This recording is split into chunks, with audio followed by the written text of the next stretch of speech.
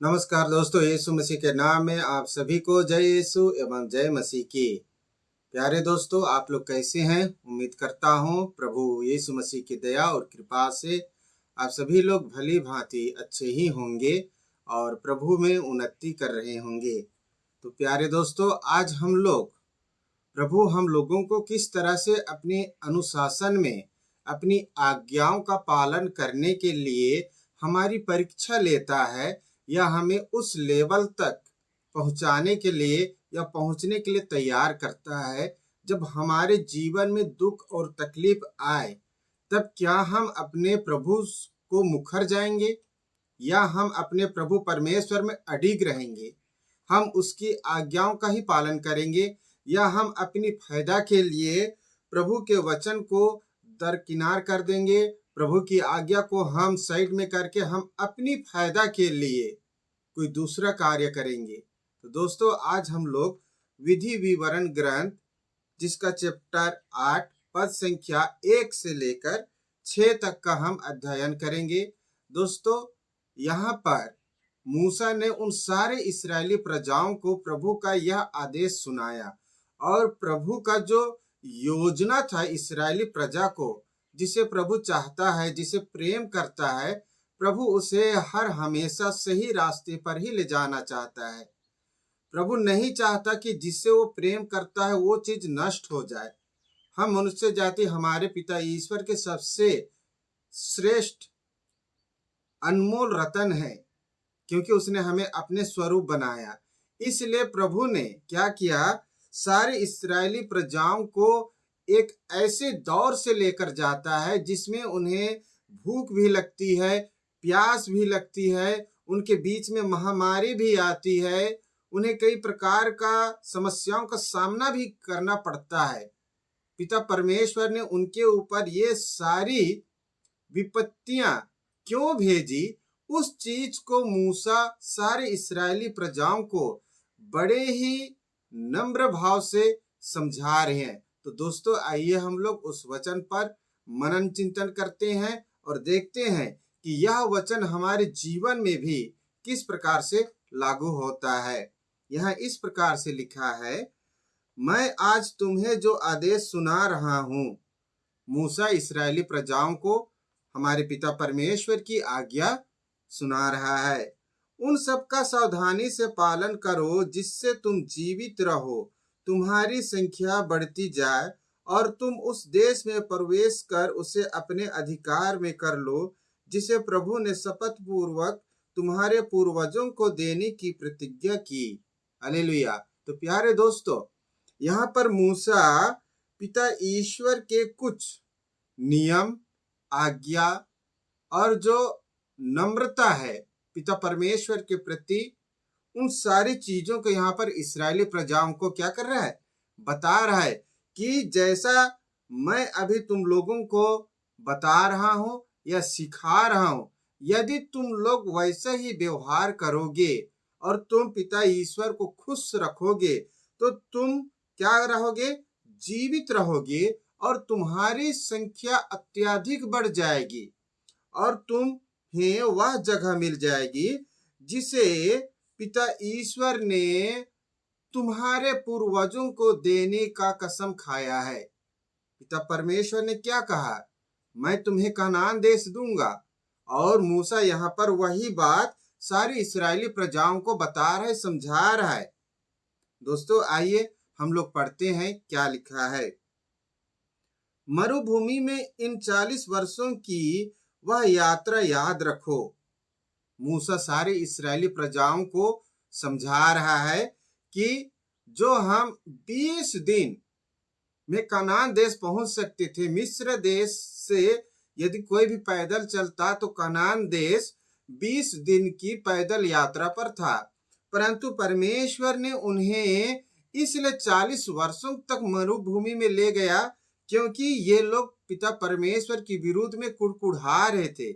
इसी वजह से परमेश्वर नाराज हो गया और उसने मूसा के सामने कहा कि ये सारी प्रजा मेरी विरुद्ध कुड़कुड़ाती है, इसलिए मैं इनमें से जितने भी 20 वर्ष से ऊपर हैं उनमें से किसी को भी जीवित कनान देश पहुंचने नहीं दूंगा। इसलिए परमेश्वर ने उन्हें 40 साल तक मरुभूमि में भटकाता है। और इसी बात को नबी मूसा इस्राएली प्रजाओं को याद दिला रहा है कि इन 40 वर्षों की वह यात्रा को याद रखो जिसके लिए तुम्हारे प्रभु ईश्वर ने तुम लोगों को बाध्य किया था। देखिए, परमेश्वर नहीं चाहता था कि जिस इस्राएली प्रजा को मिस्र देश उसने बाहर लाया है वह उसे 40 वर्षों तक यूं ही भटकाता रहे। लेकिन उन्होंने प्रभु के खिलाफ और मूसा के खिलाफ उन्होंने भुनभुनाया था, उनके विरोध में बात किया था। इसलिए परमेश्वर नाराज होके यह सजा दिया था। उसने तुम्हें दीनहीन बनाने के लिए ऐसा किया। क्या किया? तुम्हें दीनहीन मतलब कि तुम्हें नम्र बनाने के लिए। यदि तुम्हारे शरीर में घमंड है, तुम घमंड करते हो, शान दिखाते हो अपने धन दौलत का या अपने शारीरिक बनावट का या अपनी ताकत का, वह परमेश्वर के सामने नहीं चलने वाला। तुम्हें नम्र बनना है, तुम्हें आदर्श बनना है, तुम्हें आदर्श आचरण धारण करना है, तुम्हें नम्र व्यवहार करना है। तुम्हारा हर एक चीज परमेश्वर के सामने में नम्र होना चाहिए, सदाचार होना चाहिए। आगे लिखा है, तुम्हारी परीक्षा लेने के लिए, तुम्हारी मनोदशा भाव का पता लगाने के लिए और इस प्रकार यह जानने के लिए कि तुम उसकी आज्ञाओं का पालन करते हो या नहीं। देखिए, परमेश्वर अपने चाहने वालों का परीक्षा लेता है। वह जांचता है कि जब आपके जीवन में दुख और तकलीफ आएगा, ऐसी घड़ी भी परमेश्वर आपके जीवन में ला रहा है कि आप उब चुके हैं अपनी परेशानी से, आप तंग आ चुके हैं, नहीं मुझसे नहीं होगा। कभी कभी हमारे विचार में इस तरह की भावना आती ही है। हम परेशान हो जाते हैं, हम सारी तरकीब करके देखते हैं कि हमारे परिवार में या हमारे लाइफ में जो भी दिक्कतें हैं वह दूर हो जाए। नबी मूसा भी यही उन्हें बता रहे हैं, इस्राएली प्रजा को वही समझा रहे हैं कि परमेश्वर ने जानबूझकर तुम्हारी मनोस्थिति को, तुम्हारे विचार को प्रकट करने के लिए, जांचने के लिए, देखने के लिए तुम्हें इस दशा में ले आया। क्यों? क्योंकि तुम लोगों ने उनके विरोध में भुनभुनाया था। मूसा के विरोध में तुम लोगों ने क्या किया था? बात किया था। इसलिए परमेश्वर पूरी तरह से तुम लोगों को जांचने के लिए तुम्हारे जीवन में ये परिस्थिति लाया। इस तरह से नबी मूसा इस्राएली प्रजा को समझा रहे हैं। उसने तुम्हें त्रस्त किया, भूखा रखा। देखिए, उसने क्या किया? तुम्हें इतनी परेशानी में डाल दिया कि तुम त्रस्त हो गए, तंग आ गए अपनी परेशानी को।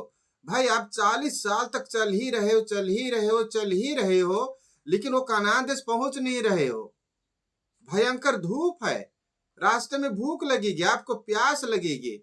उन लोग तो सोचे थे 20 दिन में हम लोग पहुंच जाएंगे कनान देश, क्योंकि उन लोगों ने सुन रखा था कि वहां पर दूध की नदी और मधु है।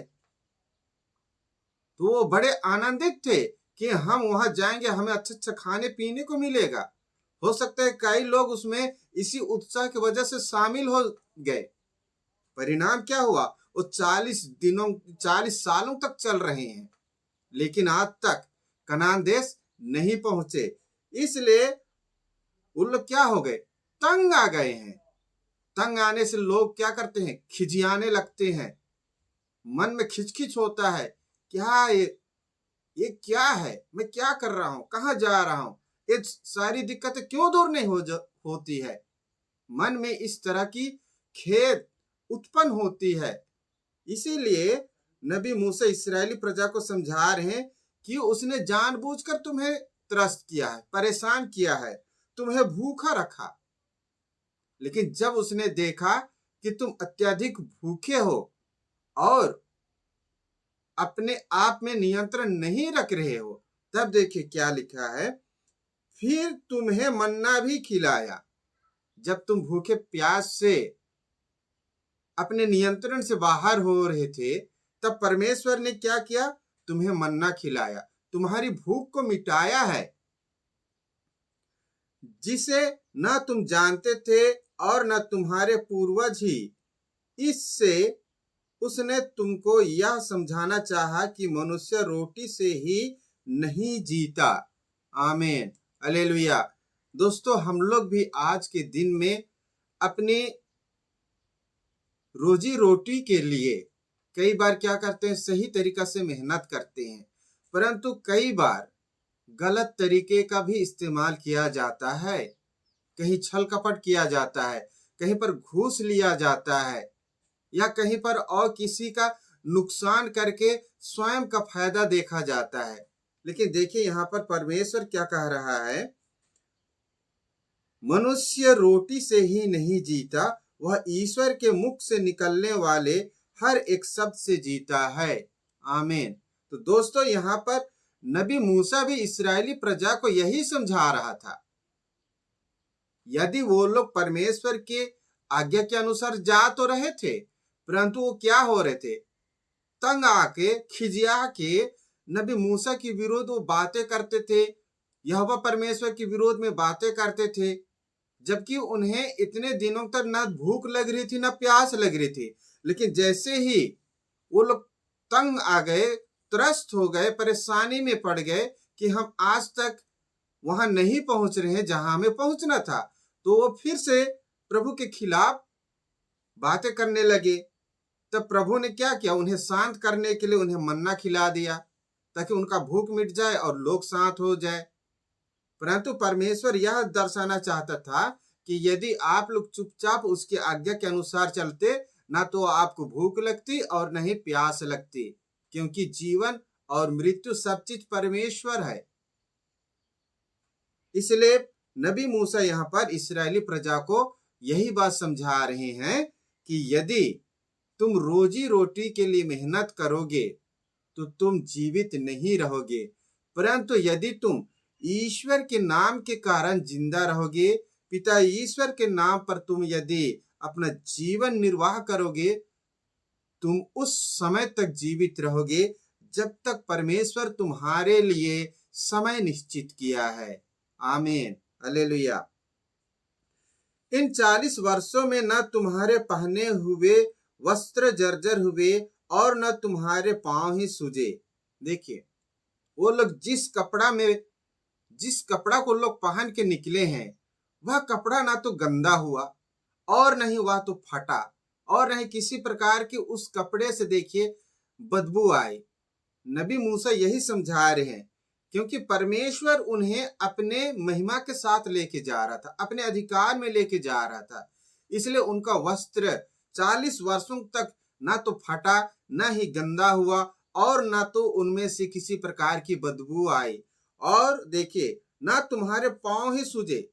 40 वर्षों तक लगातार मरुभूमि में जा रहे हैं, कहीं उबड़ खाबड़ होगा, कहीं पहाड़ होगा, कहीं पठारी होगा, उन सब चीजों को पार करके जा रहे हैं, फिर भी उनका पैर में कोई सूजन नहीं, न उनका जूता फटा, न उनका चप्पल फटा, न उनके पैरों में दर्द उत्पन्न हुआ, कुछ भी नहीं। यही बात नबी मूसा समझा रहे हैं कि जब तुम परमेश्वर के साथ चलोगे, तुम्हें कोई परेशानी नहीं होगी। इसलिए यह समझ लो कि जैसे कोई पिता अपने पुत्र को अनुशासित करता है, वैसे ही प्रभु तुम्हारा ईश्वर भी तुमको अनुशासित करता है। आमीन, हालेलुया। देखिए, हर एक पिता अपने बच्चे को सही रास्ता दिखाने की कोशिश करता है, सही रास्ते पर लाता है। वो तो हमारे सृष्टि करता है, वह हमारा परम पिता है। इसलिए वो नहीं चाहता कि जिसका उसने सृष्टि किया है वह यूं ही नष्ट हो जाए, यूं ही बर्बाद हो जाए।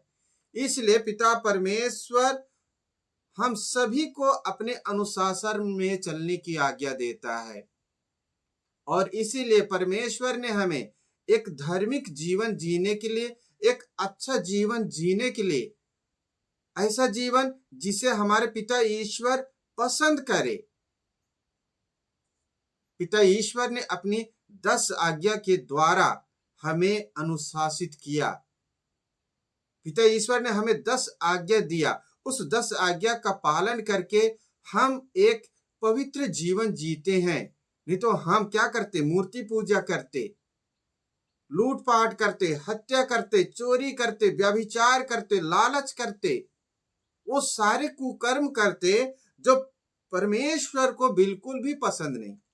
इसीलिए परमेश्वर ने हमें अनुशासित करने के लिए, एक नियंत्रित जीवन जीने के लिए 10 आज्ञा दिया। और वही बात यहाँ पर नबी मूसा इस्राएलियों को भी समझा रहे हैं कि जैसे ही तुम रास्ते में तुम्हारे जीवन में विपत्ति पड़ी, तुम प्रभु के खिलाफ भुनभुनाने लगे, और इसीलिए प्रभु ने तुम्हें और भी ज्यादा त्रस्त किया ताकि तुम परमेश्वर को समझ सको और उसकी इच्छा के अनुसार चलते रहो। और तुम यह न सोचो कि हम भूखे हैं, हम प्यासे हैं, हम क्या खाएंगे, क्या पिएंगे। वो सृष्टि करता है, वो सब चीज हमारे लिए अपने समय में व्यवस्थित कर देगा। आमीन, हालेलुया। अतः तुम उसके मार्गों पर चलते हुए, उस पर श्रद्धा रखते हुए प्रभु अपने ईश्वर की आज्ञाओं का पालन करते रहोगे। आमीन। प्यारे दोस्तों, प्रभु ने हमें इसलिए अपने उन सारे विचारों को आज्ञा के रूप में हमारे सामने रखा कि हम उस पर चलें और अपने प्रभु पर विश्वास करें कि प्रभु ने हमें ये आज्ञा दिया, हमें ये शिक्षा दी है। प्रभु ने हमें बचाने के लिए अपने पुत्र को इस संसार में भेजा। इससे हमारा विश्वास बढ़ता है, हमारा श्रद्धा बढ़ता है हमारे परमेश्वर के ऊपर, क्योंकि प्रत्यक्ष रूप से प्रभु अपने कार्य को इस संसार में कर रहा है। उसने अपने पुत्र के द्वारा, अपने नबियों के द्वारा, अपने दासों के द्वारा अपने सारे उस कर्म को करके दिखा रहा है कि जो हम मनुष्यों को पवित्र बनाए और हम पिता परमेश्वर की प्रजा, उसके स्वर्ग राज के योग्य ठहर सके। प्यारे दोस्तों, यह वचन हम सभी के लिए बहुत ही अच्छा परिवार जीने के लिए, अच्छे रास्ते पर चलने के लिए, अपने आप को धार्मिक जीवन जीने के लिए प्रेरित करता है। प्यारे माता पिता और मेरे विश्वासी भाई बहनों, यह वचन आप लोगों को कैसी लगी? आप लोग कमेंट करके जरूर बताइए, और अच्छी लगी हो तो एक दूसरे को शेयर भी जरूर कीजिए। और यदि आप नए हैं तो मेरे चैनल को सब्सक्राइब करके मुझे भी सपोर्ट कीजिए। धन्यवाद। प्रभु यीशु मसीह की आशीष में आप लोग सदा बढ़ते रहें। आमीन।